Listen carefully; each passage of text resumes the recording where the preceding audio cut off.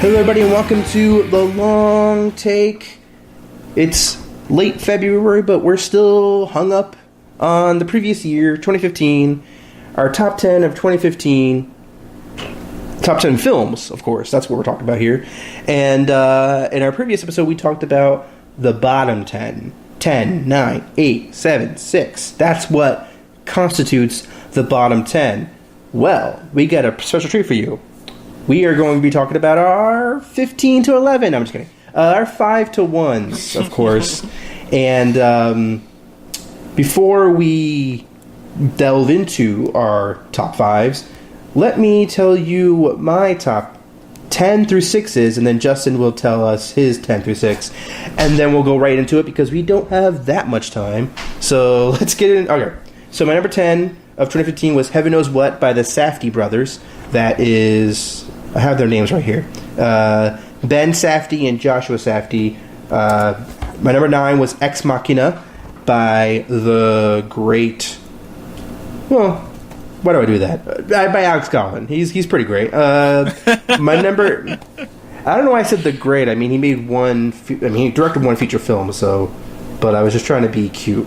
All right? My number 8 was Steven Spielberg's Bridge of Spies. Oh. My number 7 was Anomalisa by Charlie Kaufman and Duke Johnson, who was a big part, obviously, in making the film, so I should include his name, too.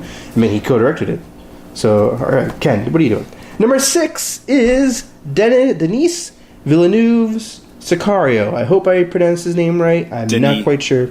It's Denis. You don't pronounce the S. Yeah. Denis Villeneuve. Denis Villeneuve. Fantastic thriller with Emily Blunt, Josh Brolin, Benicio del Toro, and John Bernthal. He's fourth billed, according to his IMDb. So that's my top 10 through 6. Justin, what's your 10 through 6? My 10 through 6, I'm just going to give you the movies. I'm not going to go ahead. The directors or anything, or the producers, or the cinematographers. No, I'm just kidding. Tangerine at number 10.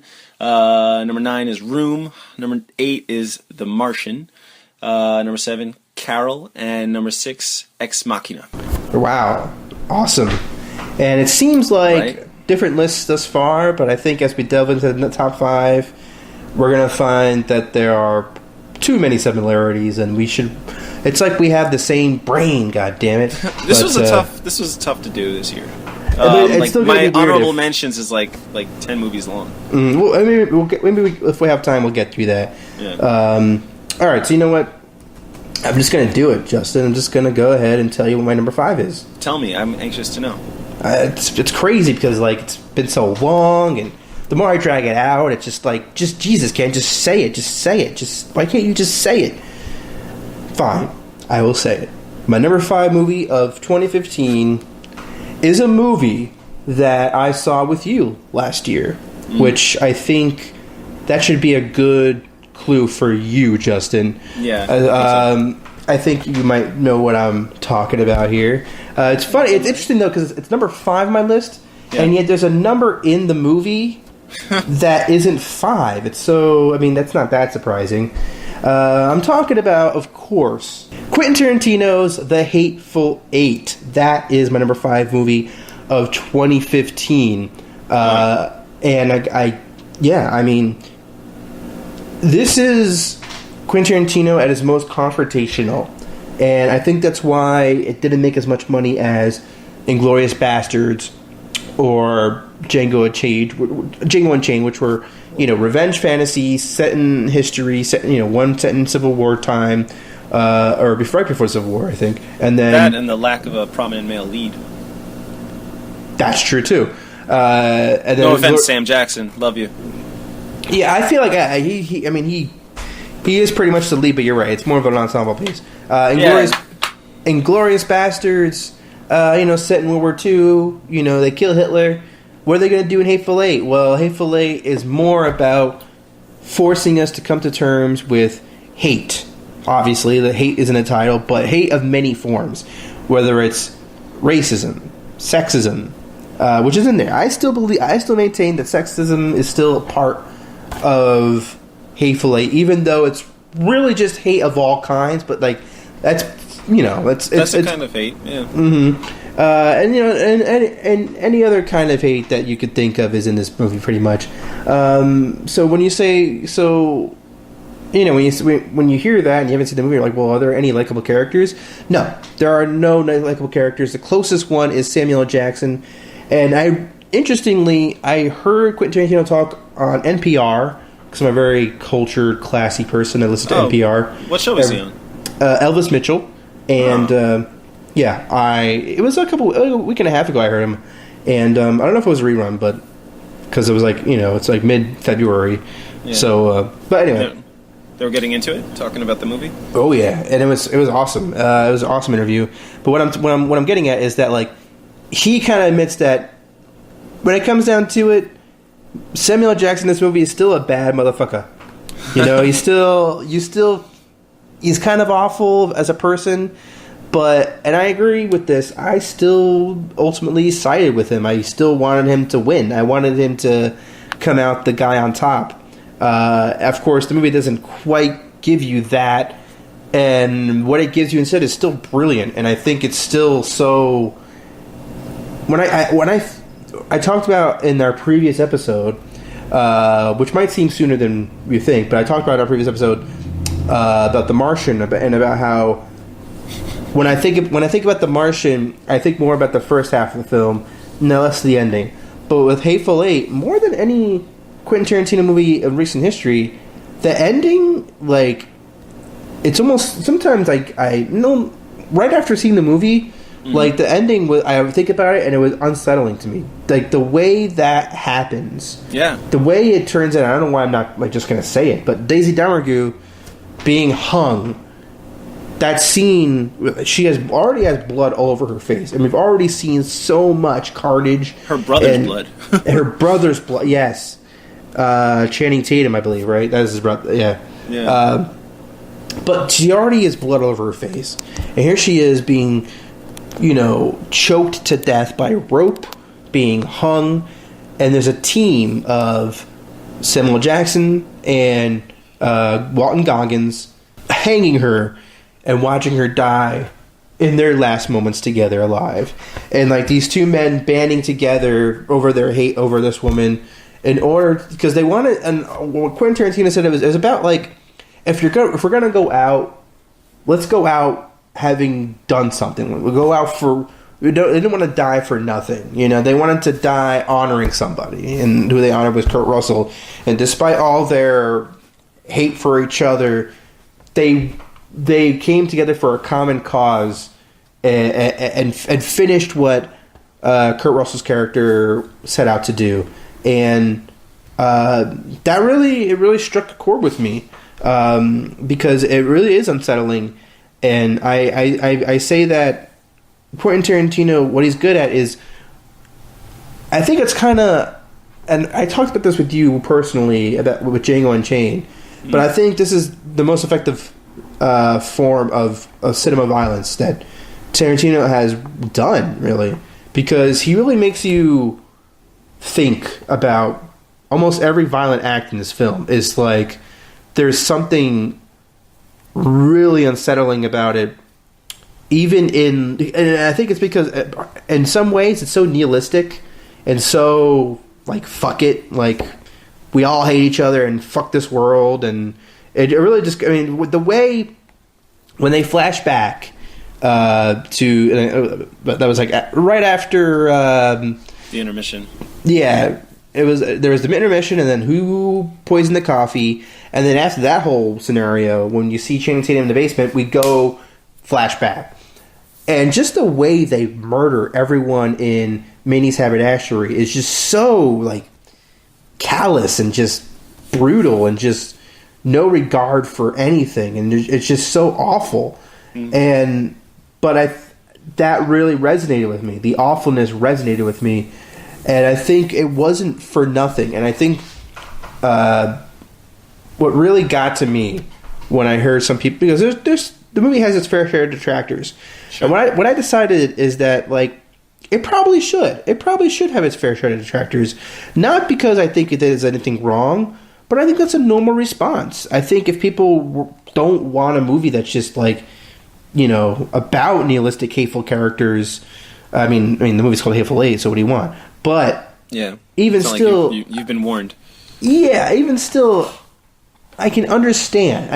I wouldn't tell my mom to see this film, for instance. You know what I mean? I wouldn't tell. There's some people that I would not make them see this movie. You know, and there's movies like that, and there's some people that, for instance, can't handle the brutality of like Raging Bull. You know, even though I would say Raging Bull doesn't hold a candle as far as brutality is concerned to this movie. Clockwork Orange or something. Yeah, Clockwork. Yeah, and like those films I still think they're fantastic. And if you're able to handle the subject matter and the violence, and you can understand what's motivating it, and it is about morality, and it is about testing the limits of morality and what it means to be a moral person and to be a hateful person, and to what is life like under that kind of when that spotlight's being shown, and when everything's on the table, when all the cards are on the table, what does it really mean to be a human, you know, and to have because at the end, you know, it's no longer about Marquise Warren and Chris Mannix, their hate for each other, and yet they're still bound by hate, a form of hate of Daisy Darmagou. Justified? You can make a claim that it is, but when you see the way John Ruth waxed the shit out of Daisy Darmagou, even when she takes it well, just as an audience member, seeing a woman get beat like that is just really unsettling. And at the end, you know, they're all cheering for her death. And that's why I still maintain there is an element to the film that is dissecting it. I feel like, all right, because I feel like it's Quentin Tarantino saying, all right, sure, blacks and whites can get together, black men and white men to get together, but what do they get together and do? They hate on this white bitch, you know, like that kind of thing. I think is what that's what I took away from it, and among other things. I think there's so much meaning to the way the movie ends, but that's like one of the things that I took away from it. And I also say, like, what was really important to this film was also trust, and the lack of, and you know that paper, the Lincoln letter, yeah. You know, seeing how that came to be, because you as an audience member also think that it's a real letter when John Ruth reads it, but when you find out it's a lie, and when you find, and you know the way it shifts the dynamics of the story, you know, and then towards the end, when like Mannix and Warren are like near death, and they're like, I want to read that letter. It was just like, it was just to imagine, like, man, that's really fucked up that you lied about it, but I still kind of, you know, it was like they were still able to appreciate their insanity together, you know, which I thought was pretty cool. But yeah, the idea that, you know, we make things up about ourselves in order to let people's guard down, or like a black man like Marquise Warren trying to survive in this country. He needs a Lincoln letter in order to do that, and I think the movie really gets at racism, really get in a really real and relevant way, and I think that's the biggest thing to take from it, as far as like the message is concerned. But I also think, like, just, you know, I haven't even mentioned like the 70 millimeter being shot 70 millimeter. We Justin and I saw this movie. We saw the full roadshow edition. and I don't even know. I don't even want to know what the other version looks like. And I don't. And unfortunately, I've heard that they're not going to release the Roadshow version on Blu-ray or DVD, which really sucks. Oh yeah, that does suck. I guess he wants to keep that as its own experience, which I understand. Yeah, I get that. I understand that. But yeah, so what I would say is like all those other elements like really added so many great, really elevated the film. Yeah. But really stuck out to me was like the message, the way the story unfolds, and yeah, I mean, I think it's a fantastic film. It's number 5 in my 2015. But I think the more if I see it again, I think it'd be because I think watching it the first time and the only time so far, that first half, you're kind of going along with it, like they're telling each other their stories. And I think watching the movie a second time, I think I'll be even more perked up and in tune to those stories. Whereas like I'm still like the first time I'm like, where is this going? And yada yada yada. And then you see where it's going, and like it's like, oh wow, everything is set up perfectly for the second half, like brilliantly. But at first, you don't really know what's set up, what's a setup, what's being set up, and what's not, where it's going. Exactly. Yeah. This movie's on my list too, but I'm just going to talk about it now since I don't want to have to bring it back up. It always feels like like what is there to say now that hasn't been said already? So I'm just gonna. No, it's okay because if I talk about a movie first, like I might bring up points that you'd like to bring up. So for me, this movie just gives so much, especially with that first viewing. Like you're just sitting on the edge of your seat, soaking it up, just chewing on the bone. It's such a satisfying movie because it's Tarantino and you've been waiting, and we're in the city, we're waiting in line. Not everybody saw it this way, but to the people that did, they know that it's more than a movie. The whole thing is an experience. The overture and just seeing that snowy landscape, and then the carriage coming down the road with that Ennio Morricone music. And then just like every word spoken is a gem, to listen to these characters speak, and everybody gets their time to shine really in this movie. I don't know about everybody, but Samuel Jackson definitely does. Bruce Dern has his time. All the eight with even, I think with the exception maybe like Michael Madsen didn't really have that much to do, but what's the actor's name from Reservoir Dogs? He plays the Englishman in this one. Tim Roth. Yeah, Tim Roth. He was delightful. I love that he went from like the chipper, Brit to the Cockney, just like completely thug Brit by the end of the movie when they had to, when they could stop pretending. Yeah. But yeah, also just seeing on that screen 70mm footage of a room where you're forced to, your eyes are just looking back and forth on this giant screen trying to, make sure you don't miss something. That was really cool. And I know that was intentional, and I applaud Tarantino for that because that was thrilling for a moviegoer to be in a situation where like you're racing to keep up with the dialogue, but now your eyes have to do something too. Mm-hmm. So yeah, Hateful Eight's definitely on my list too.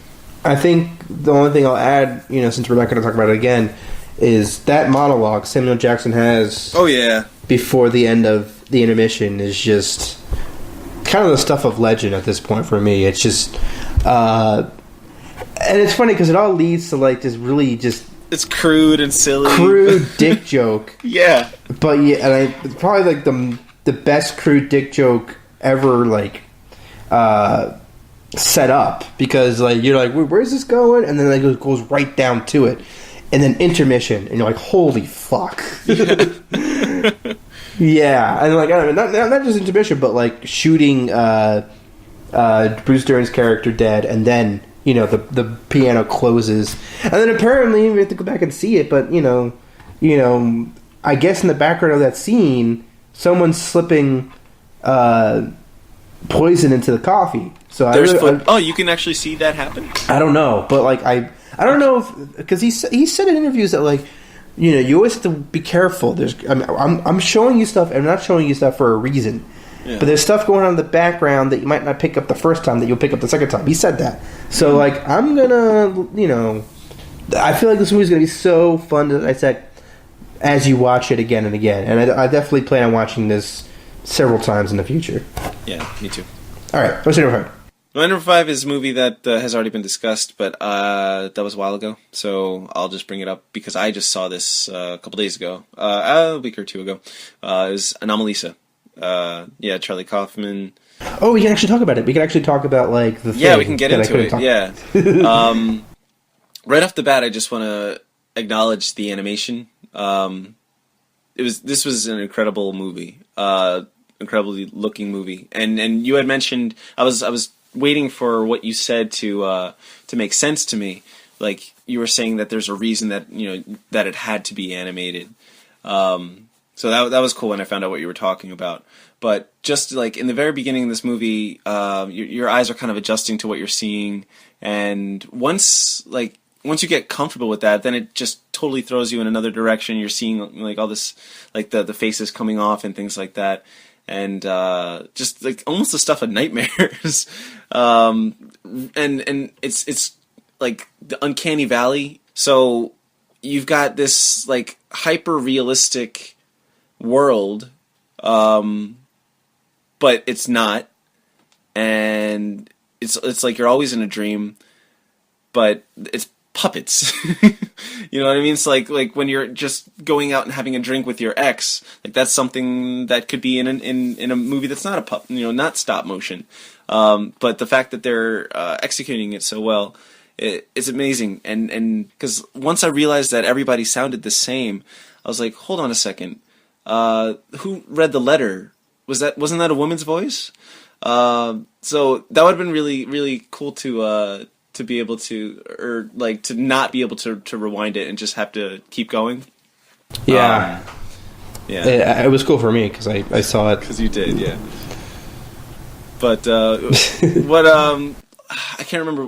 What did you have to say? Because you couldn't really talk too much in detail about it because you didn't want to spoil anything for me. Well, again, it's the form, like understanding, like Charlie Kaufman playing with form, okay?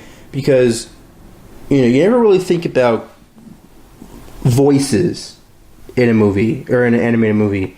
True. And what this movie does, like at the end, you see the credits and you see 3 people. Yeah. There's only 3 voice actors in this entire film. Yeah. And you got Jennifer Jason Leigh, right, playing Lisa, mm-hmm. and then you have David Thewlis as the main character, mm-hmm. and then you have Tom Noonan as everybody else. Everybody else, men, women, children. And once you realize that, and then that's one thing, and like that's something you could only do in an animated movie. Yeah. Because you could try that in real life in an actual live action film, but then it's like so noticeable. Whereas here it's like, wait, what? And then like you're not quite sure if that's the reason why it's like there's a reason behind it, or if like they just because they only afford 3 voice actors. What's going on? But then when you realize there is a reason why, it's like it's all in his head. It's a mental thing for him that he can't. That it's a real issue for him. It's a real problem for him. Yeah. That he only hears this one voice with all these characters, except for Lisa for a period of time. And for me, like it's kind of like even though it ends tragically, kind of not super tragically, but it ends in a depressing light. Like he goes back to the life that he hates. Yeah. That's tragic. But I find it really like romantic, the idea that there is this one person who stands out, like whether it's a voice or whatever it is that really, like the way that he reacts to hearing someone else's voice. Mm-hmm. He goes into like this frantic, this panic trying to find her. Mm-hmm. Yeah. So and like them coming together, and like I love the dialogue, Jason Leigh and like her. Which the girls just want to have fun, like this really serious rendition of it, which I thought was really moving. I was like really moved by it, and and then like them having sex and just it really just goes all up in there. Sure. It just why not? I mean, you see you see him take a shower. Yeah. You see his penis. Yeah. So I mean, not to be immature about it, but I mean, it's just funny how he buys a Japanese sex toy for his son. Yeah, like an ancient Japanese sex toy. That was so weird. And there's so many great little jokes and little great things that go on in this film, but. Yeah. For me, that's what I took when I coming out of the theater when I saw it, and as I was explaining it to people who had just saw it, we were like in line for something else afterwards, and I was saying like it's about like I was explaining like what it was about. I was having like a mini long take session with these people, right? Yeah. From Canada, and I was explaining like how Charlie Kaufman used form, and like they're like, well, I liked it, but it was like it seemed so simple, and I'm like, yeah, but peel a layer off, and you see there's so much going on, and like the simplicity is kind of part of it. Like it's more mundane than simple. It's about the ordinariness of life and how we kind of tune people out at a certain point sometimes. And like there are people that you interact with in everyday life, whether you're buying something at a store or whether you're going somewhere, like them all might as well be the same voice. Right. Does it really matter? I mean, you've probably seen those types of shows where it's like, we're going to change the waiter halfway through this meal and see if they notice. Right. And then like a lot of people don't notice. Like they don't even notice that they have a new waiter. Like that shit happens to people. They like. The more focused you are on your own shit, the less other people seem to matter. And I think the movie does a stellar job portraying that. And it's so clever. It's such a clever idea, and it really elevates it to the point where it's like you have this 90-minute animated film. And I've seen people calling it like on like the poster it says like a masterpiece. Which if I made this movie, I would feel. I'm sure Charlie Kaufman doesn't love seeing that plastered on the poster of Anomalisa, but it is masterful the way it tells the story. The way it tells the story becomes part of the story, and that's fascinating. Like how you're able to even do that. And like Kaufman's kind of done that before with adaptation, especially, but. With this, it felt more immersive instead of like being like almost meta. Adaptation was kind of meta in the way it even and being John Malkovich too.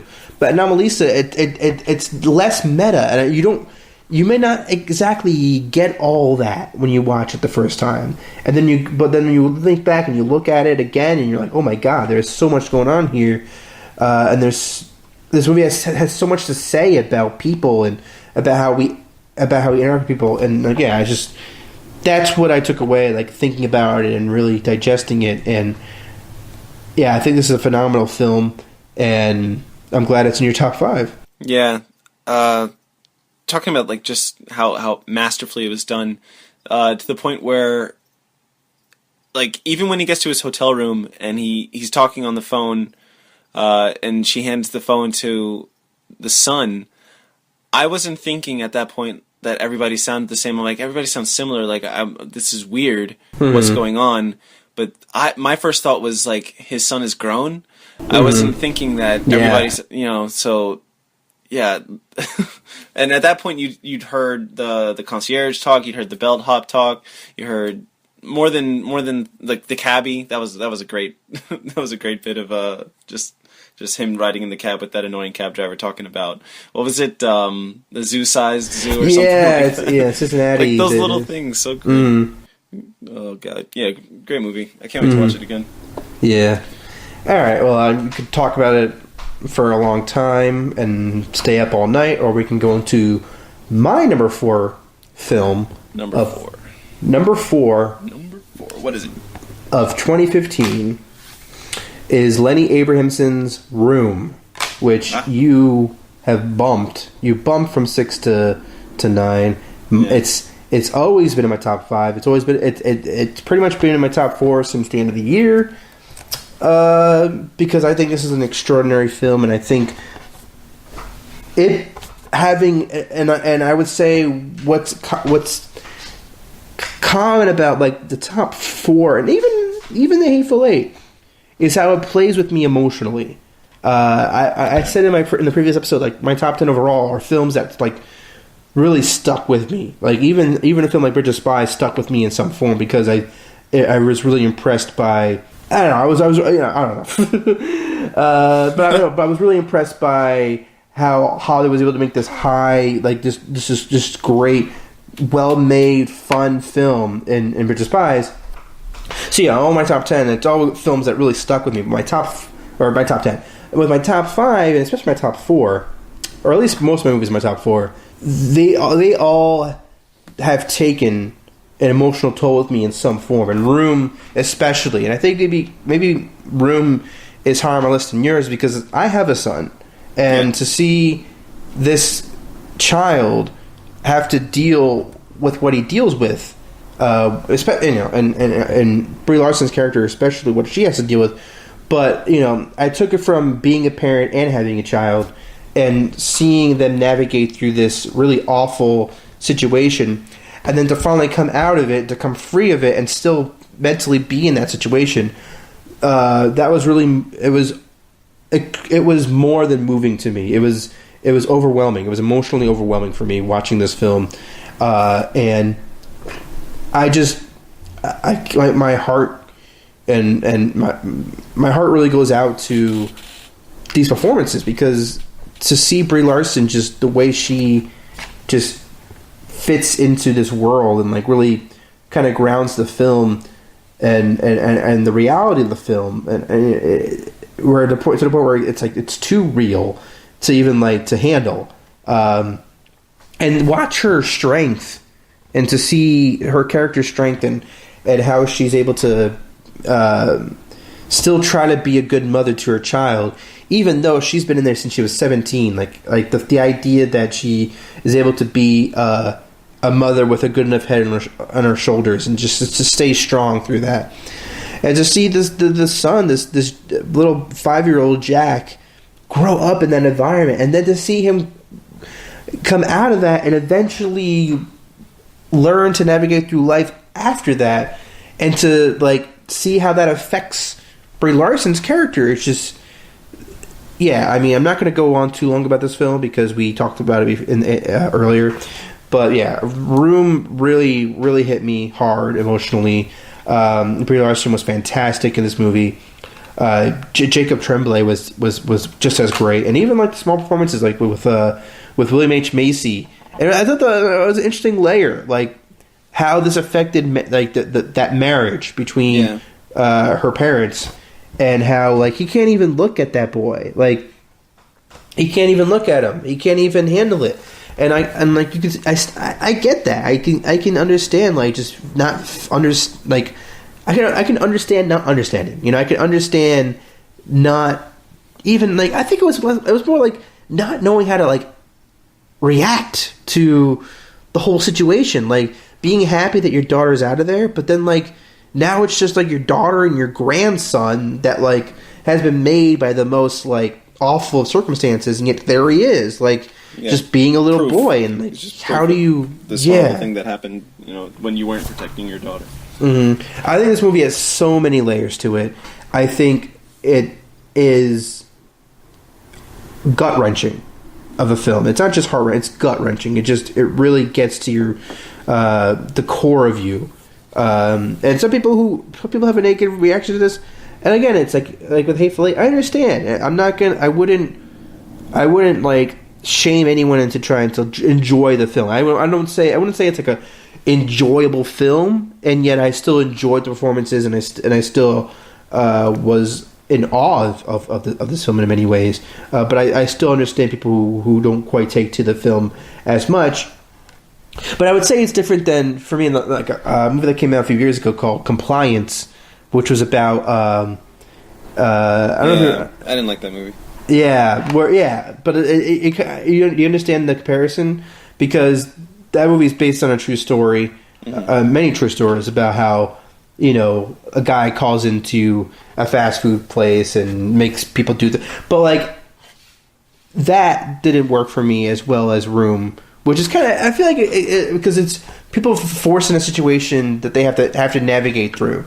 But for me, Compliance really just felt exploitative.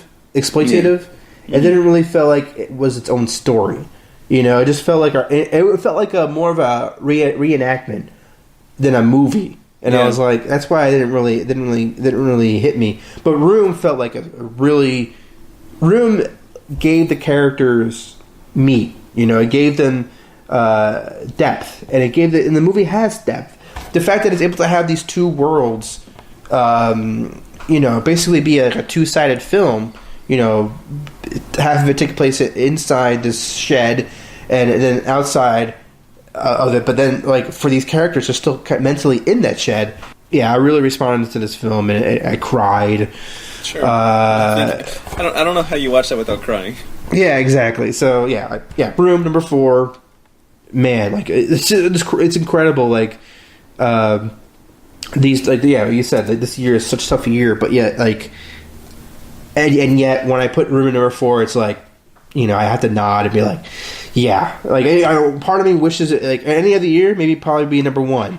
But like I feel good about like getting to talk about this movie and getting to appreciate it and having this movie exist and just and any all these movies in my top 4 especially, I'm just so happy they exist, and I'm so happy to be able to enjoy them, you know, the age that I am, you know. So because I feel like Room, if I was 15 when the movie came out, you know what I mean, it would have been like a discovery later on in my life, whereas like it was just such a right time for me to see this film and to appreciate it in a specific way. And I think that's what I really loved about it. So, all right.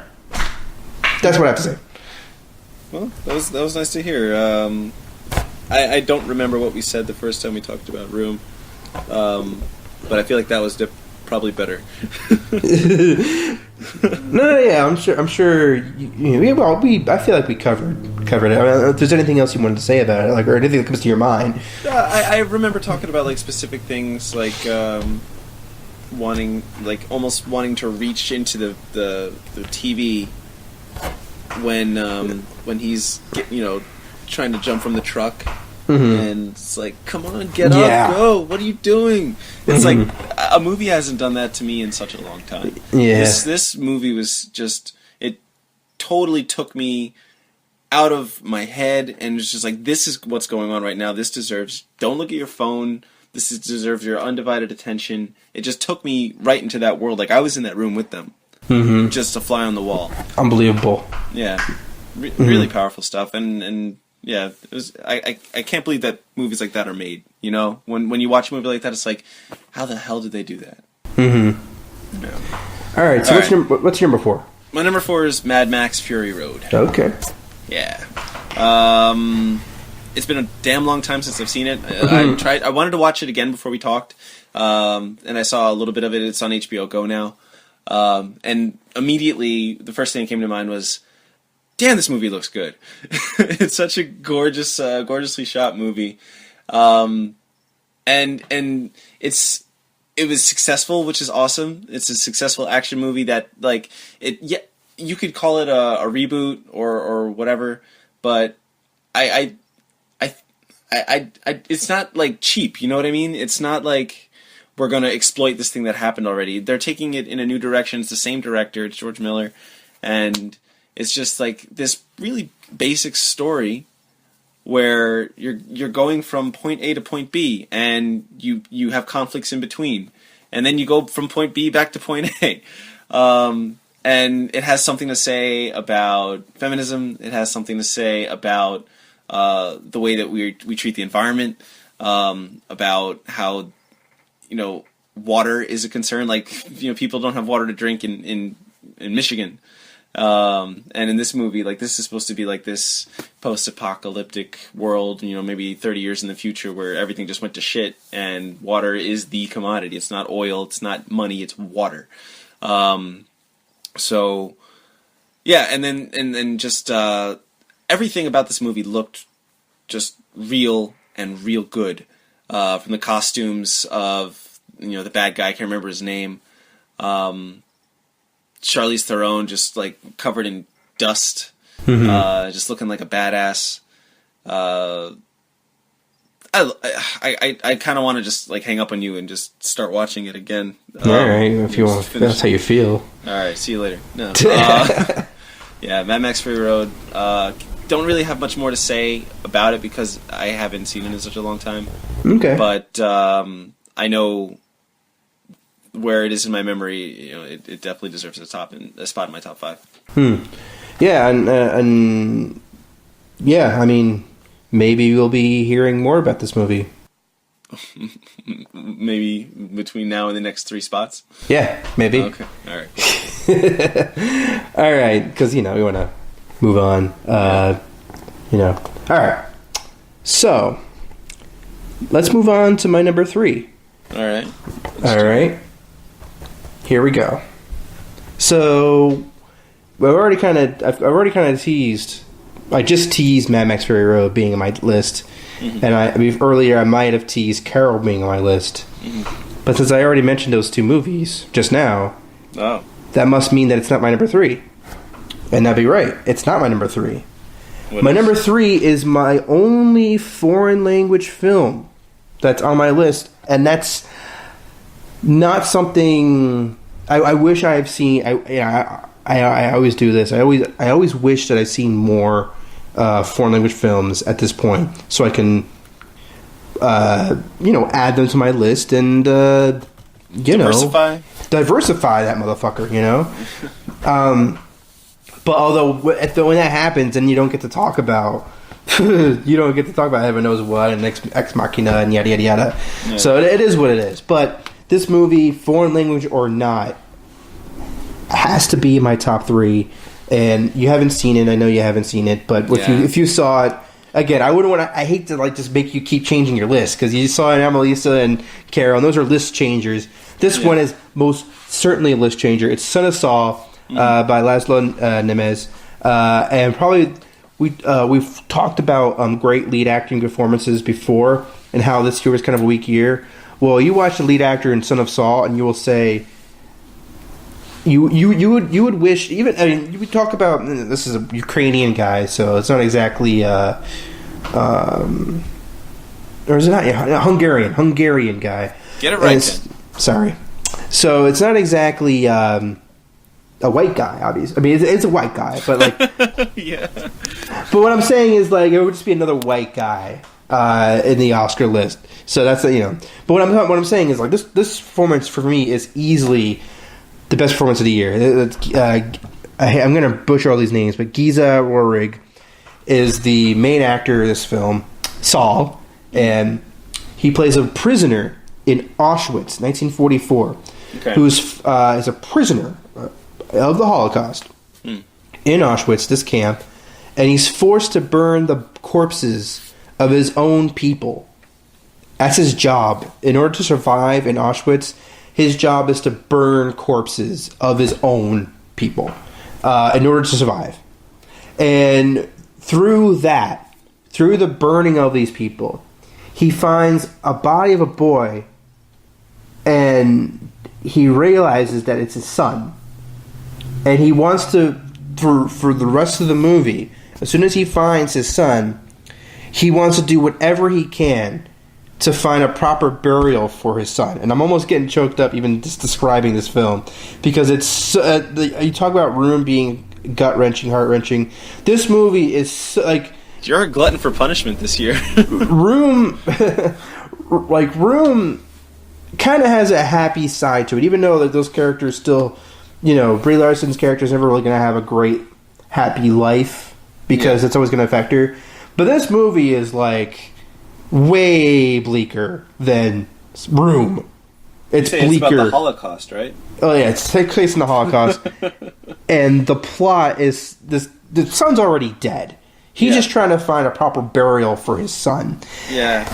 Okay, that's not even the crazy part of this movie. Okay. The crazy part of the movie is that it almost entirely is framed with Giza Rohrig, the main actor. Yeah. His face in front of the frame almost the entire time. Wow. It's almost all close up. And you might say that might be tough to take. It is.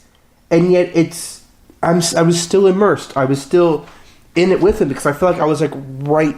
It's so extreme. Not, you say extreme close up, but you're so in it with him in his story, and they do so many things with that. They as far as using that to expand the experience of watching it. And it's interesting because you talk about Hateful Eight, being shot in 70mm, and some of these films, the way they're shot kind of affects. Even Carol was shot in 16mm to evoke the 1950s. Here we have Son of Saul shot on film, presented in film. When I saw at the AFI Film Festival, and it was shown in film, and it really gives you, it really makes it effective.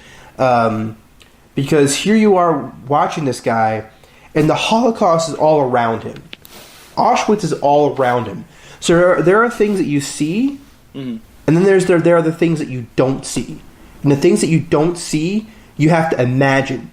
And Justin, your imagination does more horrible things than anything you actually see can do. Because when you hear the screams, when you hear the babies crying, when you hear mothers crying for their babies in the background, and you're just stuck with this character who has his own harrowing story to begin with, that is just, it's so unimaginable. And I feel like it'd be almost a crazy experience, like watching this like on a laptop with headphones. Even though obviously the best thing to do is watch it on a big screen, but to hear the film, to really hear the sound of this film, put it on headphones and really really get that experience, because sound is so important in this film. What's happening around him, what you can't see, is just as much part of the drama as what you do see. And because you're so in it with him, you don't really, you only know what room you're going into, like when he's talking to people, but like he'll go from room to outside to this place to that place, but you can't see like where he is, like in the grand scheme of things. You're just in it with him. You're in Auschwitz with him, and then another thing that Laszlo Nemes does with that is, because it's Auschwitz, because this man is in it, and this is not a well organized camp. Some of these camps are like well organized, right? Right. And so he has a son, or he'll hide his son. He needs to go back to the room where they burned the bodies.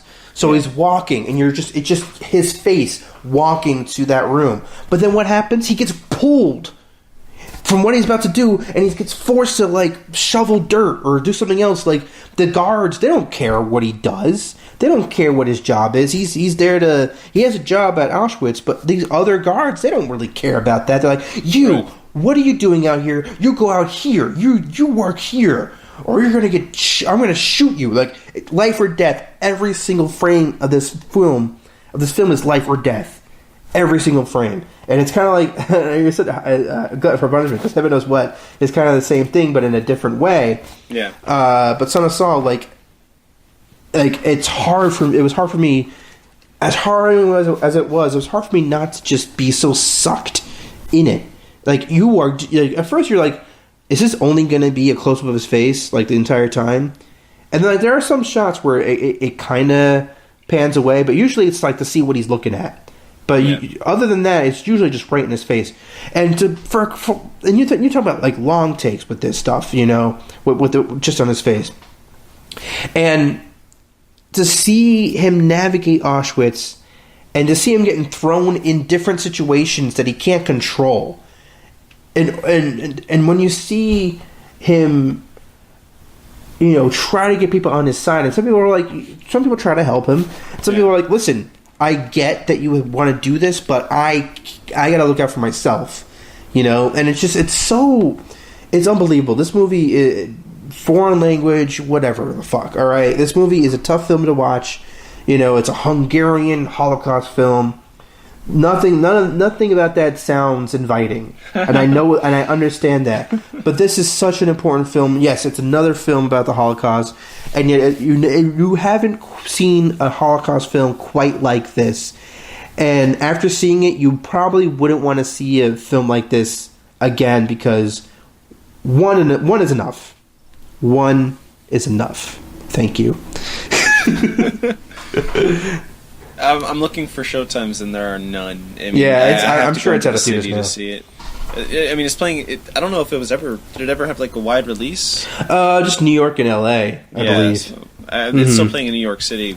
I'd have to go into the city to see it. But I mean, you're making me really want to see it. I can do that. I can do that. I should be like a advertiser for these people, PR person. You'd probably have to advertise for movies that you don't care about. So, Well, I will say a good advertise. I mean, it's going to win Best Picture, Best Foreign Language Picture on Sunday for sure. It would be shocking if it didn't. So that's all I'll add. Anyway, not to bum you out. What's your number 3, Justin? yeah. I don't know how I. Like you talked about heaven knows what with heroin addiction. You talked about Room, and now you talked about the Holocaust. So. And you know what, Sicario and really Anomalisa aren't walks in the park either. That's true. Or even Ex Machina or Hateful for that matter. Should we just kill ourselves? I don't know. Yeah, are any of these movies happy? Tangerine and just Carol. Tangerine actually is kind of a happier film. Or The Martian. Yeah, The Martian. Being stranded on Mars is happier than the Holocaust. He gets home. All right. What's number 3? My number 3 is Sicario. Oh, Denis all right. Villeneuve, Sicario. We talked about this already. All right, but just give a little bit. Want to talk about mainly just focus on how amazing this movie looked. The shots that they were able to get at the times of the day that they were able to get them. The rooftop shot just comes to mind, where they're after their venture into Mexico and they come back to the stateside, and they pull her up there and it's like, hey, you want to see the show? And like they're just up there having a smoke and like seeing the siren or the lights, the police lights, and the explosions and the gunfire. And it's like, holy shit, everything is connected. Everything that we're doing has an effect over there, and what they're doing has an effect on us. And just on top of that, the characters in this movie are just amazing, especially Benicio del Toro, where he's like a guy who doesn't really utter much of a word for the majority of the picture. And then by the end of it, you realize that this movie is all about him. And what he's done in the past and what has been done to him and what his mission is. And when you find out what his mission is and you're sitting at that dinner table with that family, you can't really breathe, So for that and many reasons more, Sicario is my number 3. Yeah, great pick. That was my number 6. And yeah, I agree. I mean, I saw it twice. And, I told you I cried the second time. That final was the final shot? No, it was when the son of that police officer goes back visits his room, his father's room, and his father's not there. Yeah. You're a sucker these days, man. You're a real sucker. I am. For anything about being having a kid. Just you wait. Just you wait. Down the line, it'll happen to you too, man. I mean, Ken, you were right. These guys who don't have kids, they don't know. They just don't know. It started with 12 Years a Slave. When we saw that in theaters, like I was gonna cry when he sees his like grandson and all that. Like, I think I did cry. Oh, you did? All right. Well, but like, I was surprising myself because I usually I was one of those people who was like, I never cry during movies, For the longest time, I never did, and then I just started doing it. I think, I don't know, the older you get, you're able to, for some people, you're able to, like, the empathy kicks in, and you're like, oh my god, I couldn't deal with that. I feel your pain. Mm-hmm. I don't know. But yeah, back to Sicario. Sicario. Mm-hmm, yeah, that was, and you're right, I mean, Sicario means hitman, and Benicio del Toro is that hitman, and so... Yeah, to see how the film becomes about him, it's quite something. And yeah, I would say a stellar entertainment with a powerful message, great performances, great actors, which is kind of saying the same thing. But great, looks great. Roger Deakins outdoes himself again. Yeah, I mean the way it deals with the way it's shot in Mexico versus just over across the border in the U.S. Mm-hmm. The way it deals with the border the border, and the scene at the border is just really tense.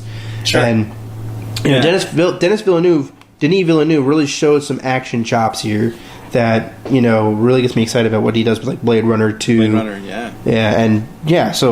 Incredible film. I'm glad that we. Again, another movie that you're just so glad to have exist, in the world. Yeah. So, and a great thriller, just a great thriller. If you're just looking for a movie that's a great thriller, you'll get that with this movie. If you're looking for something more, you'll get that too. So, and yet to have Emily Blunt in the center of it makes it all the more better. So, yeah, great pick. Thanks. So, what's your number 2? My number 2 is Mad Max Fury Road. All right. Mad Max Fury Road is my number 2 film of the year. For the longest time, it was sitting at top, and I'm not like the person who's like this is number 1 or this is like all the time. Mm-hmm. But like last year, Boyhood, it was like I knew with Mad Max Fury Road for the longest time, I was like shit. Can any movie compete with this film? And I was saying to myself, if there's going to be any film that really competes with Mad Max Fury Road, that really takes its spot at number 1, it would have to be because it gets to me more emotionally than Mad Max Fury Road does. And that's what Carol, my number 1, did. But let me go back to number 2. With Mad Max Fury Road, it's like a compendium.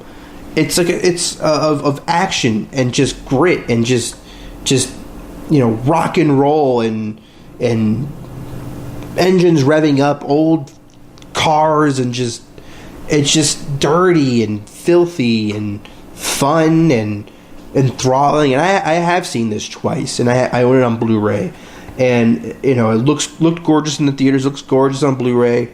The action sequence in the dust storm is, and a lot of that is CGI. I watched it behind the scenes, but however they were able to capture that, just goes so above and beyond anything I've seen in any action film. And one thing I've heard, like professors at Chapman University, I go to Chapman as a grad student, and a lot of screenwriting professors and what have you, kind of knock this film for not having much in the way of characters or character growth. Yeah. Watch this movie a second time, that is fucking bullshit. There's so much character growth in this film. It's all action. It's all action. Whether it's, because the thing is, these are people who don't trust each other. The fact that they are able to even trust each other a little bit is extreme character growth. Because you think about the circumstances that they're in. You think about how we are introduced to Max when they start their race. His blood's being sucked out of him. How the fuck does he expect to trust anybody at that point? He's gone through shit over and over up to that point. The idea that he's going to suddenly trust Furiosa. Why would he? And why would Furiosa trust him when all the men in this world are fucking awful? But they are able to finally come to respect for one another. And it's a powerful thing to see that through the nastiness of this world, people are able to look at each other as equals. Means a lot. And through Mad Max Fury Road, through all the carnage, through all the racing and the dust and all that, the movie is about humanity. And it is about connecting, ultimately. Trying to connect with, and how necessary it is to connect in order to thrive in this world. And how necessary femininity is, and taking that away from the country. What happens, or not country, from the world? Yeah. What happens when you do that, and when you are in a world that's hyper masculinized, and for Furiosa, it's interesting. People saying just because she kicks ass doesn't make her a complex female character. Yeah, I agree. That's not the reason why she's a complex female character. She is the embodiment of an ass-kicking woman, but she does have a feminine side that she wishes she can embrace. There is that part of her that she wants to embrace, that she, because of the world that she's in, she can't. And her saving these women keeps her feminine. Keeps her from just being some badass chick. She has a soft side. You know, she has a side that if she didn't, she would just be one of those people. You know, Emperor Joe, whatever his name is, like just be one of his henchmen. Just be one of the guys, but she's not. And the movie, watching it again, like the movie definitely does show you, like from the beginning, when she's in that car, like you see how she feels in that moment. You can better understand it the second time. And yeah, watching this film the second time, I really got the characters. You know, I really understood their motivations.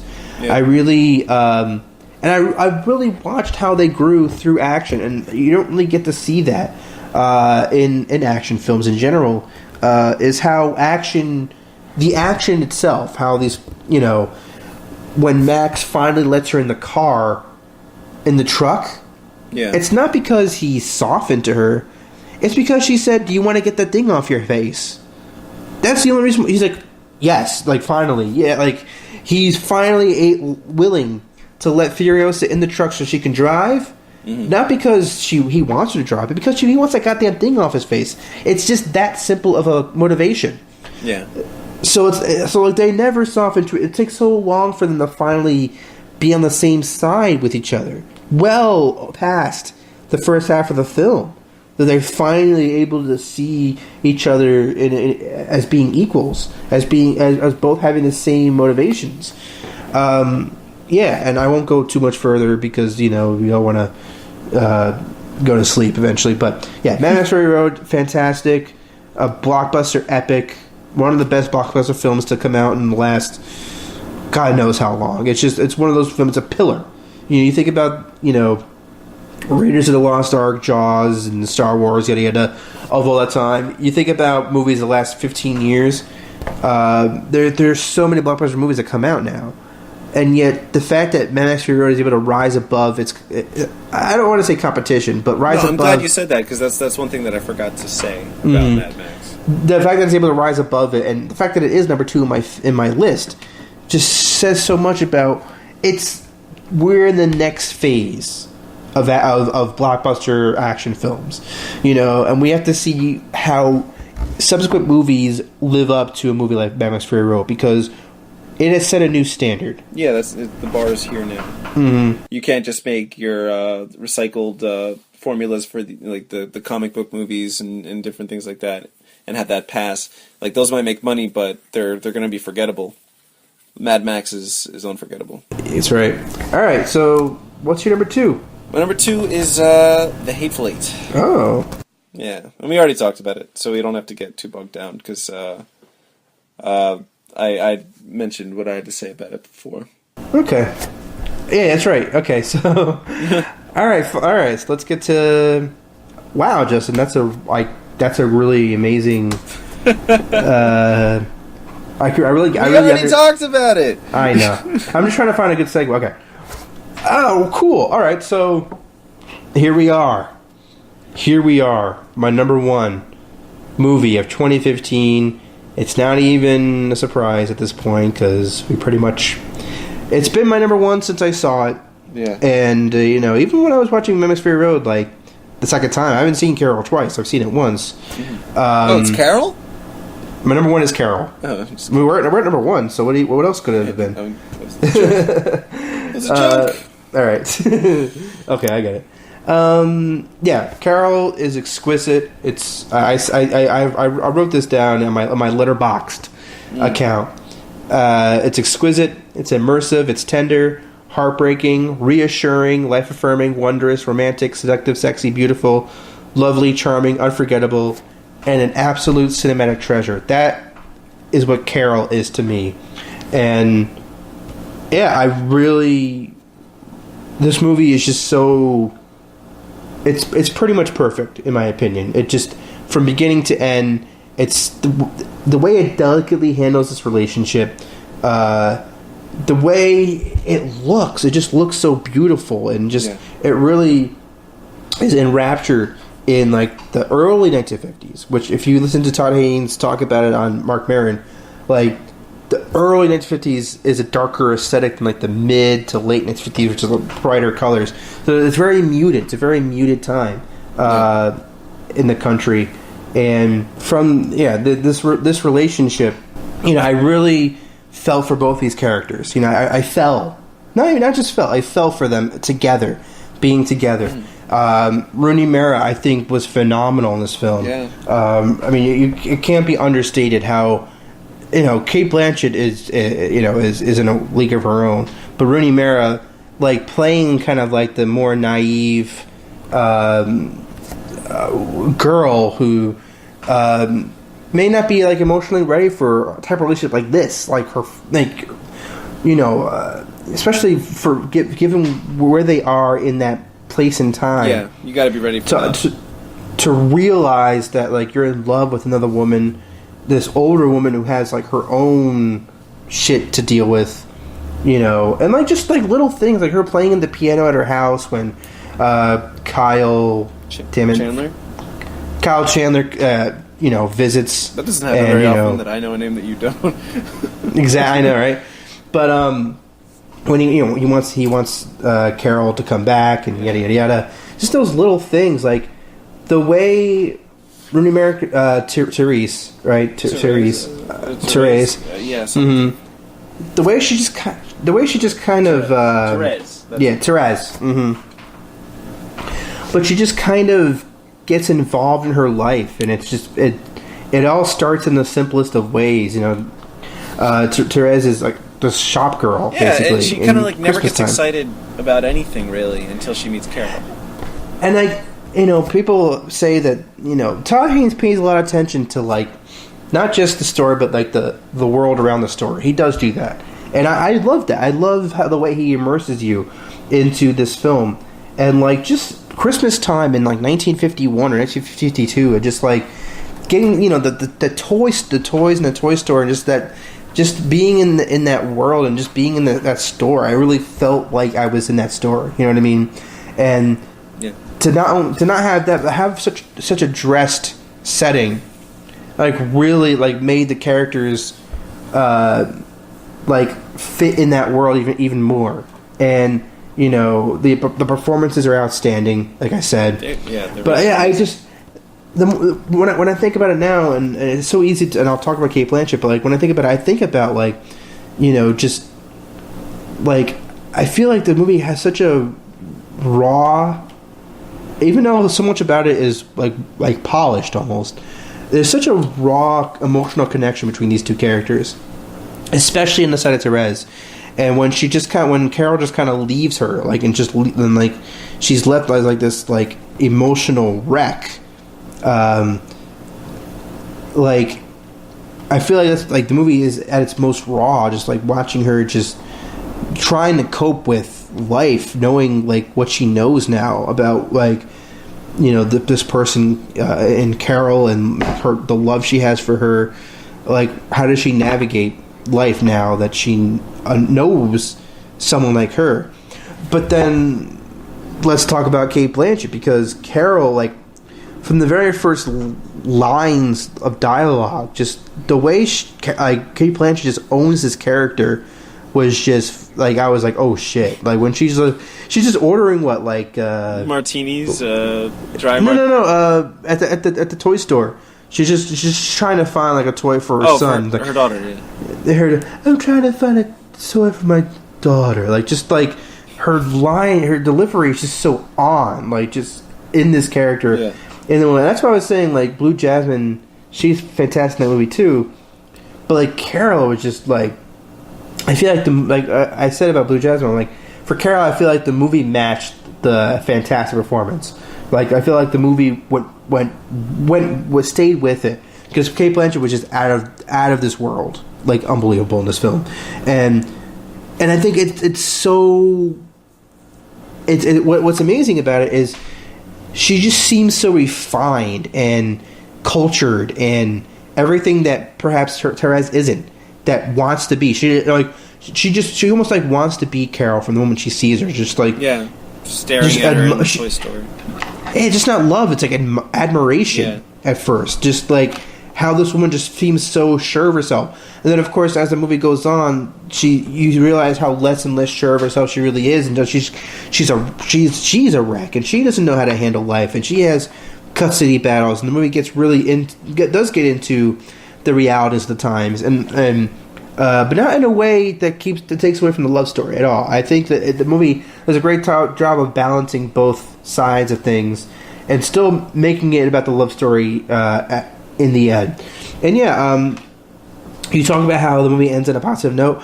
Well, the book that this is based on Patricia Highsmith's The Price of Salt, which was changed to Carol later on. After she came, she had to write that under a pen name.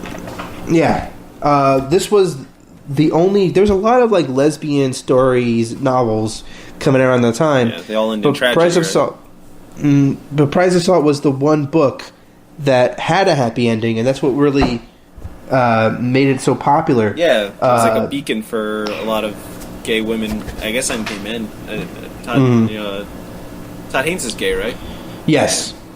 Oh yeah. I mean, he was one of the pillars of new queer cinema in the early '90s, and that's why you should listen to his interview with Mark Maron. Not only because he's from. It's funny. He's also from the Valley, like Paul Thomas Anderson. Okay. So he's like this really chill dude, and Mark Maron is clearly like impressed. I love like when Mark Maron talks to someone who he's personally very impressed with like their work, especially directors, because like Todd Haynes is just a fantastic filmmaker, and the way he's able to explore homosexuality in his films. I haven't seen Poison, but I am going to be seeing it later this year. I own Safe on Criterion, but I haven't seen it yet. Stupidly, Villa Goldmine. Those characters are very bisexual. And that movie depicts like Iggy Pop and David Bowie, and there's a fictionalized world and all that, but still depicts that kind of the glam rock '70s type world. Okay. Far From Heaven, which I've recommended to you in the past, is basically the sister movie of Carol. It's more stylistic. It's set in the late '50s instead of the early '50s, so it's very colorful. Is that with Julianne Moore? Yes. I've seen that. You have seen it? Yeah. Huh. Well, and like Dennis Haysbert and Dennis Quaid. What is the Australian actress? She's in it too. It's like three women in three different times. No. Oh, what am I thinking of? Maybe I didn't see I don't know. Nope, never mind. No, I don't think you have. Far From Heaven. Julianne Moore plays a housewife in the late 1950s. She befriends her gardener, who's black, played by Dennis Haysbert, which shakes up the whole neighborhood. We're like, oh my god, how dare she be friends with, talk to this black man? But then, past that, she finds out that her husband is a closet homosexual, and what's so like what I love about that film and Carol is Far From Heaven is like a classically made 50s film in so many ways, and yet it deals with racism and homosexuality, and it's almost cut from the cloth of like classic Hollywood, and yet add these elements to it, and it becomes a completely different movie. Yeah. Because it addresses things that movies in the 50s could not address. Right. It's not like there weren't gays and blacks in the 50s. It's just they couldn't put them in movies. But like it still depicts like homosexuality and racism of that time. Sure. You weren't allowed to depict homosexuality in the 50s and before that, or even 60s, 70s. That's really a new thing. Homosexuality being portrayed in film is pretty much since the early 90s is really when Gus Van Sant and Todd Haynes when they got their start. But that's what made Far From Heaven such a great film, and Carol. And I feel like Carol is the better film of the two because the style is less prominent, but it's still there, and it's another element to the film that makes it great. But Far From Heaven is very much about the style with the swooping camera movements and all that. It's really a gorgeous film, and it is a great story too. But I think Carol, what really makes it fantastic is this love story really is at the center. And people who don't see it that way, I don't know what movie they're watching. But this movie is about love, and it is about like love that makes you crazy and tears you apart, and love of women who are in completely different phases of their lives. And, when you have the gun in the hotel, Oh, that was amazing. just how all that just kind of intersects, and like that guy who they meet along the way, who they think is just this nice Midwestern gentleman. That's what I'm talking about. I thought that's what you were talking about. Yeah, I know. I'm just explaining further. Okay. Sorry. Just how that movie kind of twists that is really just I thought it was so well done, and yeah, I mean that final moment where they look at each other, it just felt like the perfect ending for me. It was just like, yes, that should end there. And yeah, I was enthralled by this film. I was shocked that it didn't get as much love as it. I mean, it got plenty of love from critics, but like overall, like the movie maybe grossed $10 million in the box office, maybe. I don't understand. I was in the theater and people were like yawning and like groaning, like they were just like, when is this movie going to end? Really? Yeah, and then at the end, when you're walking out of the theater, like they had this bulletin board set up, and you could like write your own little reviews and grade the movies that you've seen. As like be your own critic. People put their reviews, and like people thought that it dragged. People like a lot of like the majority of the notes for Carol were people didn't like it, and I'm like, what movie did you guys just watch? What are you doing to me, man? This is my number one movie of the year. I'm just telling you what I saw. I don't agree. But since you brought up the fact that it's not doing that well, I thought maybe yeah. I get it. See. But like, this movie is how movies should be made. God damn it! Like, this is what movies are all about. Is having this experience of like a romantic movie, this with actual romance, and taking the time, to actually, you can actually picture these women like falling for each other. Yeah. Like it actually feels right. And I don't know. I mean, I don't know how you don't. I don't know how you don't get moved by this film. Maybe it's just me, and you, but. I just don't see it because I think it has so many elements to it that makes it great. Hopefully, it's appreciated later in time. I don't know, but whatever. It's my number one film of the year because it's the best film of 2015, and of a great year. I think this is an extraordinary capper, and overall for me, like my top 5 of 2015 could easily, I could easily see any of them being in my top 10 of like the decade so far. Yeah. And when 2019 hits, it'll be interesting to see like how we feel about these movies later on. But I feel like, and with Carol and Fury Road especially, it's like I love the film after I see it the first time, but then when I think about it, I'm like, oh my god, that second, and Hatefully too. It's like that second viewing is going to be fucking awesome because like and Anomalisa and I saw Scarlet twice already.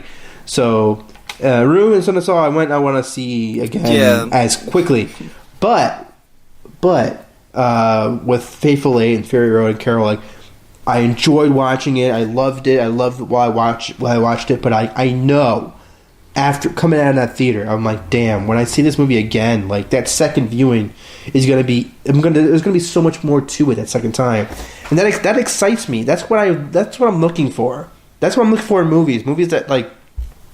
That can get to me the first time, and even if they don't get to me the first time, fine. But if I know that second time is going to be even better than the first, that excites me because why wouldn't you want that in a movie? Yeah, Yeah, movies that reward multiple viewings.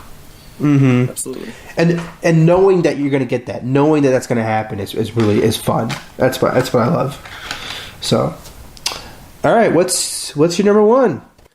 Well, my number one, I think, speaking of like multiple viewings, my number one isn't one that really requires that. I don't find myself like I can't wait to watch it again. But the time that I did watch it, it was just such. It's not something that I think I could get more out of this movie by watching it a second time. Do you know what I mean? Do you have any idea what it might be? I'm not sure, man. I don't know. Like, I have you no haven't idea. mentioned this movie. Yeah, I mean, if it's the one that I'm thinking of, then I mean, it would have been like 14 or 13. I mean, this was a really tough year. Yeah. So, No, I mean, my number one is Spotlight. oh, never mind. Yeah, that was like 12. Yeah, go ahead. But this is a movie that was really cool for me because it takes something that, like, we kind of, or I don't know, I shouldn't say we, but for me, the everything that went on with the Catholic Church and the molestation of children is kind of just like, it's become a punchline, you know, and it's something that kind of society has taken for granted, like, that's what goes on. But it took incredible work from these reporters to bring this story out. And this is recent history. This was, you know, late 90s, early 2000s. So that's fascinating. The fact that this whole investigation coincided with 9/11, so they had to shift their focus completely and then have the patients to go back and not just, like, they had the evidence to say, we can bring down this priest and this is going to sell a shitload of papers. But they're like, let's wait. We want to tell the whole story here. So like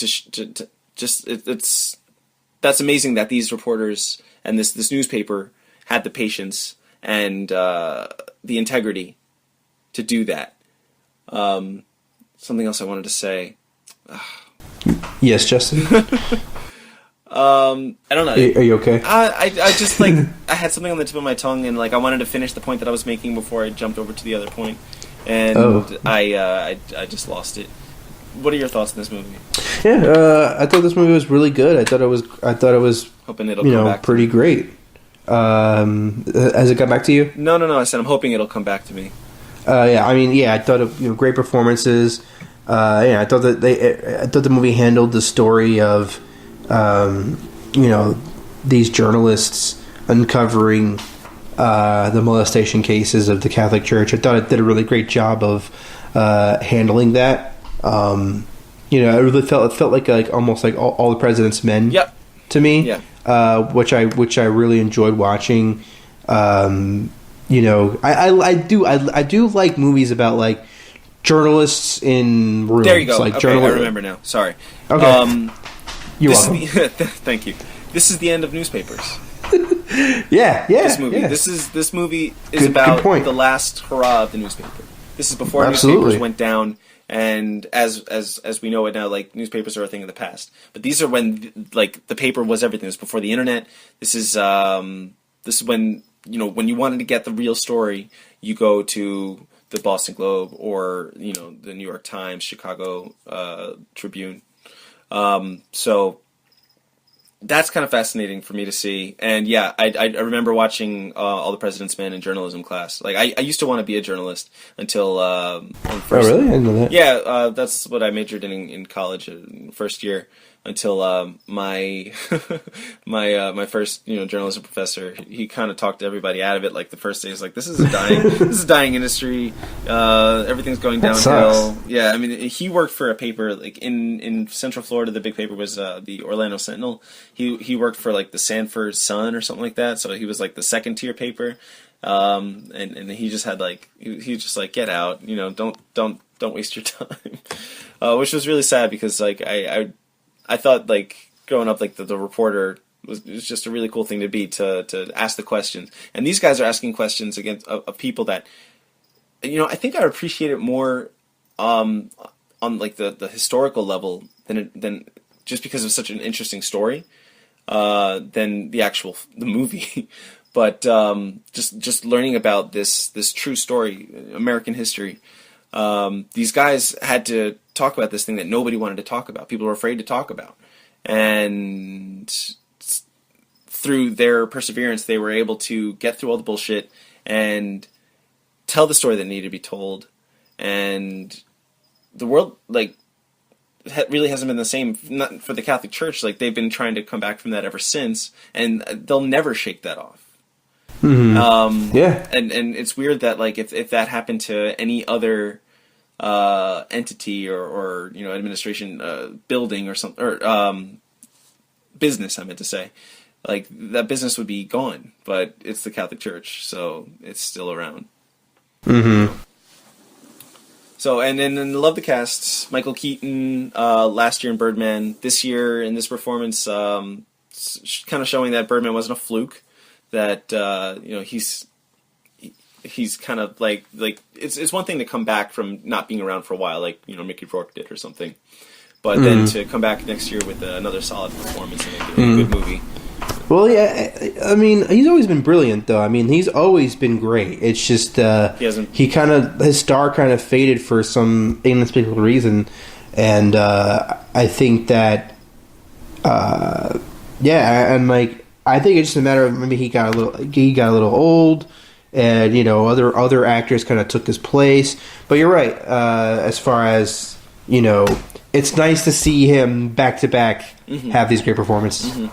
Yep, and I think I remember telling you that this is a movie that I could imagine Philip Seymour Hoffman being in. It just had the feeling of I don't know if it's because it was he's not from Boston, so I don't know why I would think that, but just the overall tone of this movie, he would have fit right in. He could have played the guy from Miami, the guy who came in to take over the paper, a small role like that. Liev Schreiber was really good in this movie, by the way. Yeah. Everybody was solid. Mark Ruffalo especially, Rachel McAdams, but it's always fun. It's always fun to see John Slattery as the boss role. That's right. Again. Yeah, John Slattery. Yeah, totally forgot all about that. Yeah, it just brings you back to Mad Men. You expect him to have but in a fun way. Mad Men's over, so it's just I'll take anything I can get. Yeah, you know what I mean. Yeah. So that's it. Yeah, that's. Or even Billy Crudup as that kind of shitty lawyer.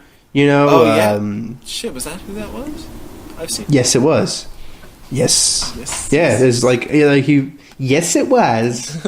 As the guy, and I love how at first, he just won't tell him anything. He's not going to give anything, and then that turn later on when he's like, I've told you this story, and you're like, holy shit! When you realize that he tried to reach out to them years ago and they ignored it, that's the stuff of great drama, just because he kind of has his hands in the air and he's like, I can't tell you anymore. I can't tell you any more about the story. And then they really press him. He's like, what's wrong with you? Why can't you, why do you hold back? And he's like, listen, guys, I contacted the Boston Globe and you find evidence. They find the evidence that this actually happened. And it really just, to see these reporters look at themselves in the mirror and realize they are kind of involved in the cover-up in a way. Yeah. That was powerful stuff. Mm-hmm. Yeah, absolutely. And you mentioned performances. Mark Ruffalo, I really feel I think he's the one who got nominated, and I think he deserves it because and it's funny because here's this ensemble, and you see how Mark Ruffalo's approaching his performance. You're like, oh shit, you know what I mean? Because just the way he's so into that character, they're chewing the gum and trying to mess with Stanley Tucci's character, or just. He really got into that character in a really exciting way. Mm-hmm. I hate to say that he was better than all the other actors, but I just really felt he really brought that performance to another level than you may instead of as Mark Ruffalo just being Mark Ruffalo would have been great. You know what I mean? But he really really felt he really got in the shoes in that character. Yeah, and that was really exciting to see him do that. Yeah, for sure. Mm-hmm. Yeah, this movie has a lot of great moments and it's great to watch unfold, and it's compelling in many ways. I think it's a great number one. I'm surprised it's number one, but I think it's. I disagree. I think this movie will reward you with repeated viewings because I think that. Because there's a lot to digest the first time. Maybe it's not on my list because there's almost too much information to digest watching it. I feel like I kind of got lost in the details towards the beginning, just because there's so many names being thrown out there, kind of like All the President's Men, which I thought was great the first time I watched it. But you watch second, third viewings, and the drama gets even more compelling with repeated viewings of that movie, and I almost almost miss it after I watch it because I love watching Dustin Hoffman and Robert Redford work off each other. Yeah. And with Spotlight, it's the same thing. I love watching these actors work off each other, work off Liev Schreiber. First they're like they don't know what to think of him, and then like he kind of pushes them to tell the story, and yeah, Michael Keaton. You know, those moments when he realizes he kind of has to betray long-held friendships in order to get the story that he wants. Mm-hmm. I mean, yeah, you gotta. I mean, I hope this movie wins the screenplay category that it's in because, you know, it's tough for a movie that's so dialogue driven to be this dramatic. We were the only ones really that didn't like go gaga over Steve Jobs. In the Academy, didn't even nominate the movie. But I'm not gonna give any credit to the Academy for that because they usually are wrong. But like what I'm saying is like. Here, I feel like this movie really does a great job of like setting things up in dialogue and giving us payoff. Whether it's that turn with the lawyer, that Billy Crudup, the lawyer, you know how he changes the tables, turns the tables, and that was a stupid thing I said. But yeah, and then how Michael Keaton. There are moments when like. Two characters are meeting and it's a big moment, you know, and their conversation really has a lot of meaning to it. Those moments are really fantastic. Yeah, I'm glad we were able to talk about this movie because, like, I wasn't like one of my favorite films of the all time favorite films of the year, but I definitely was hovering around there, and I really did take to the story, and overall, I mean, like. You know, there are movies that I couldn't talk about for this top 10 that I wish I could have. And I'm just gonna. I don't know if you have anything more to say about Spotlight. Just that I don't know what it is about it. I can't put my finger on it, but like as soon as I finished watching it, I was thinking I'm pretty sure that's my favorite movie of the year. You know, it kind of was just like a no-brainer for me. That's awesome. Yeah. That's I'm glad you feel that way. But yeah, what I was going to say, I'm just going to go ahead and mention some honorable mentions before we go. Absolutely. I'm not going to like talk to them. I'm just going to say like Queen of Earth with Elizabeth Moss. I thought was fantastic. Oxford, probably would have been 11 for me. Yeah. Queen of Earth, yeah probably 11. Cool. Mm-hmm. End of the Tour, Diary of a Teenage Girl, Spotlight, Inside Out. It Follows, Creed. I thought you were going to say Creed. You thought I was going to Creed for my top? I thought you were. I don't know. Like you said, they didn't really need to watch it again. And I got that with Creed. I kind of got that. I loved it, but I didn't feel like I had to watch it again to get more out of it. That's why I thought Creed at first. But Creed is still a powerful film and a fantastic film. Brooklyn, and Straight Outta Compton. And I thought Joy was kind of underrated. I think people are a little too hard on Joy. And then like the one film I wanted to mention is I don't feel like I shouldn't. But another film, James White, this indie film with Christopher Abbott from Girls, that one actor. Okay. And Kid Cudi Kid Cudi, Christopher Abbott, Cynthia Nixon from Sex and the City. Uh-huh. But this is like this really kind of small indie that I saw at AFI Film Fest about this 20-something New Yorker who has like his own issues to deal with, and then his mother gets sick with cancer and he has to take care of her. And it's very intense drama. This very like character drama. But what I will say about it is that the same cinematographer who shot Son of Saul, which is weird. I didn't even realize that.